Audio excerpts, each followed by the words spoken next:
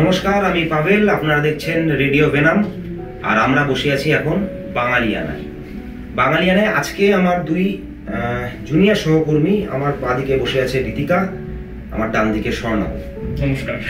এতদিন ধরে বাঙালিয়ানা আপনারা যেভাবে দেখেছেন, সেটা লোকগীতি হতে পারে, সেটা হেমন্ত মুখোপাধ্যায়ের জন্মদিন হতে পারে, বাঙালির প্রেম, বাঙালির আড্ডা, চায়ের ঠেক, ঠিক সেইভাবেই বাঙালিয়ানা এটা একটা আড্ডার প্ল্যাটফর্ম।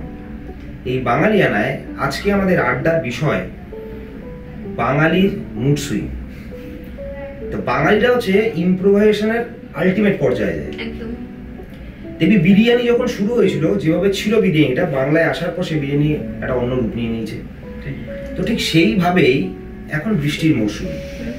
এবার কোনো বাঙালির কাছে বৃষ্টিটা রোববারে এই কফির কাপ বা চায়ের কাপে চুমুক দিতে দিতে রিমঝিম গিরে সাবান, রোমান্টিসিজমের আলটিমেট পর্যায়ে। আবার সেই বাঙালিটাই যখন সোমবার দিন অফিস যাচ্ছে এক হাঁটু কাদা নিয়ে, তার কাছে বাঙালি সেই বৃষ্টিটা একটা বিরক্তিকর অধ্যায়। তো এবার তোরা দুজন খুবই জুনিয়র, তোরা এখন মানে বলতে গেলে কিশোর পেরিয়ে যৌবনে এন্ট্রি নিয়েছিস, তাই তো? তো তোদের কাছে এখন সিজনাল ওয়াইজ প্রেম, বাঙালির এই মুড সুইং এর সাথে তোদের অ্যাকাস্টমড হওয়া বা তোরা কতটা রিলেট করতে পারিস, শুরু কর তুই। আচ্ছা, প্রথমেই বাঙালিদের মুড সুইং এটা মানে পুরো বংশ পরম্পরায় এগিয়ে চলেছে। এটা নিয়ে কোনো মানে দ্বিমত নেই কারোরই। আশা করি সকল বাঙালি এটা রিলেট করতে পারবে।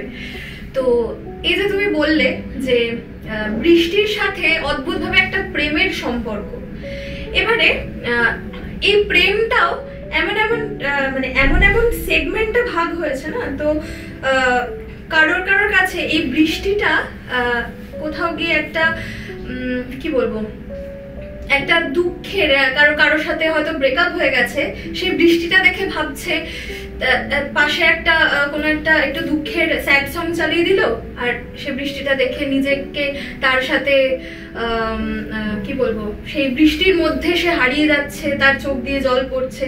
এরকমও বাঙালি আছে। আবার এরকমও রয়েছে, এই বৃষ্টির মধ্যে বাড়িতে বসে রয়েছি, আমার প্রেমিক বা কোনো প্রেমিক তার প্রেমিকাকে কল করে বলছে তোমাকে আজকে ভীষণ খুব মিস করছি। এরকমও রয়েছে। আর স্বর্ণাব তোর কাছে? আমার কাছে মানে এই বৃষ্টির মধ্যে একটা ঘটনাই বলছি। হ্যাঁ বল। একদিন রাতে একটা গল্প লিখতে গেছে, বেসিক্যালি ভূতের গল্প। তো লিখছি, বৃষ্টি মানে ভূত না, মানে আমি ভূতের গল্প লিখতে, তখনও বৃষ্টিটা আসেনি, আসবে করছে। তো লিখছি, হঠাৎ করে বাইরে বৃষ্টি। হঠাৎ করে মনে চাইলো এই ব্যাপারটা যদি এরকম হচ্ছে, এটা যদি প্রেমের গল্প বানানো যায় কেমন হয়। তো আলটিমেটলি প্রেমের গল্প লিখলাম। মানে ভূত থেকে প্রেমে কনভার্ট হয়ে গেছে। বৃষ্টি মানে প্রেম, আর বৃষ্টি মানে তোর কাছে হচ্ছে বিরহ, প্রেম সব মিলেমিশে, ভূতের সাথে প্রেম। এবার তোদের মনে আছে কিনা না, আগে বৃষ্টি জমা জলে কাগজের নৌকা ভাসাতিস? একদম। এটা ছোটবেলায়, আমাদের ছোটবেলায় যেটা ছিল, আমার স্কুলিং ছিল হচ্ছে তোর এই কলেজ স্ট্রিট অঞ্চলে। আচ্ছা। তো ওখানে মানে এখন বলা যাবে না, ক্যামেরা চলছে, একটু হলেই জল জমে যায়। তো ঠিক আছে, তো সেখানে অল্প বৃষ্টিতেও জল জমতো, আর আমরা বন্ধুরা মিলে সেই হাঁটু জলে অলমোস্ট কলেজ স্ট্রিট থেকে হাতিবাগান আমরা হেঁটে আসতাম ওই জলের মধ্যে। তা বৃষ্টির সাথে এই যে তোরা বলছিস প্রেম, বিরহ, বৃষ্টির সাথে খাওয়া দাওয়া বলতে তোরা কি বুঝিস? সবার আগে আমার বৃষ্টির ছবিটা যখন আমি দেখতে পাচ্ছি, আমার সবার প্রথমে আমার চোখের সামনে ভাসছে খিচুড়ি, গরম গরম এক থালা এরকম মা সাজিয়ে দেয় খিচুড়ি, পাশে তার সাইড ডিশ হিসেবে হয়তো কখনো বেগুন ভাজা বা আলু ভাজা হতে পারে, পটল ভাজা হতে পারে, আবার কখনো কখনো হতে পারে সেটা ডিম ভাজা হতে পারে, সেটা আবার কখনো সেটা হতে পারে আলুর দম। এবং তার সাথে আরো একটা মজাদার ব্যাপার, সেটা হচ্ছে বৃষ্টির সাথে ইলিশ মাছের একটা অদ্ভুত কানেকশন রয়েছে। মানে ইলিশ মাছের এখন যা ব্যাপার, ইলিশ মাছকে আর মানে এই গরম তেলে চোবাতে হয় না, তার আগেই ছেঁকা খেয়ে যায়। তো স্বর্ণাব তোর কাছে খাওয়া দাওয়া বলতে মানে বৃষ্টির সাথে খাওয়া দাওয়া এটা কিভাবে? মানে আমি তো ভারী খাবারই যাচ্ছি না, বেসিক্যালি তুমি বন্ধুদের কথা বলতে, তো বৃষ্টি বলে না চায়ের টেস্টটা কেমনটা একটু বেশি বেড়ে যায়। হ্যাঁ, এবং তোর এই মাটির ভারী এক্স্যাক্টলি একটা ওই সুদা ব্যাপার থাকে। তো তো আমার বৃষ্টি বলতে মনে পড়ে যে সন্ধেবেলা পেঁয়াজি।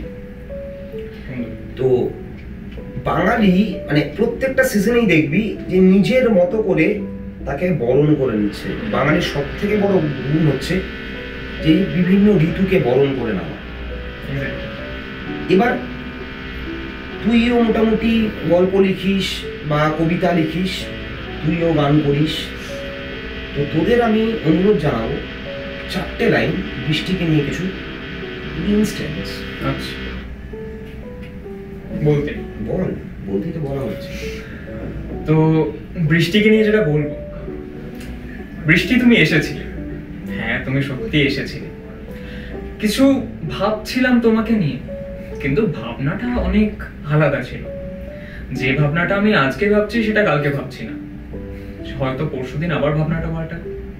তুমি আমার কাছে 1000টা অনুভূতি, আবার তুমি আমার কাছে একটাই ভালোবাসা।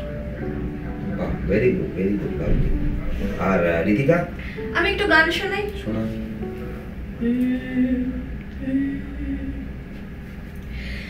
सजना बरस है क्यों अखियाँ, सावन आए तुम न आए, सावन आए तुम न आए, तुम बिन तरसे मोरा जिया, तुम बिन तरसे मोरा जिया, सजना बरस है क्यों अखियाँ। অসাধারণ। তাহলে বৃষ্টির মরশুমে একদিকে আমার বাঙালি ভালোবাসা প্রেম নিয়ে পড়লো কবিতা, আরেকদিকে একটু বিরহ নিয়ে আমার আরেক কর্মী সহকর্মী সে করলো বিরহের গান। এইভাবেই চলুক প্রেম, বিরহ, ভালোবাসা, ঝগড়া, ছুট, ঝামেলা, খিচুড়ি, ইলিশ মাছ আর চায়ের আড্ডায় বাঙালি বেঁচে থাকুক, মুড সুইং হোক। বৃষ্টিটা ভালোবাসার, বর্ষাটাও বা শীতটাও ভালোবাসার, গ্রীষ্মকালও ভালোবাসার। ভালোবাসা, ঝগড়া, অশান্তি নিয়ে, ঝুট ঝামেলা, আড্ডা নিয়ে বাঙালি থাকুক বাঙালির মননে চিন্তনে। আর কিন্তু বলছে যে এই বৃষ্টিতে যদি অফিসে দেরি করে আসি প্রবলেম নেই তো, একদিনের স্যালারি কাটা যাবে। ফলে বাঙালিয়ানায় সাথে থাকুন, বাংলার সাথে থাকুন আর বাঙালি হয়ে থাকুন। আর আমরা যেটা বলি আর দেখতে থাকুন রেডিও কেন, জেগে ওঠো কলকাতা।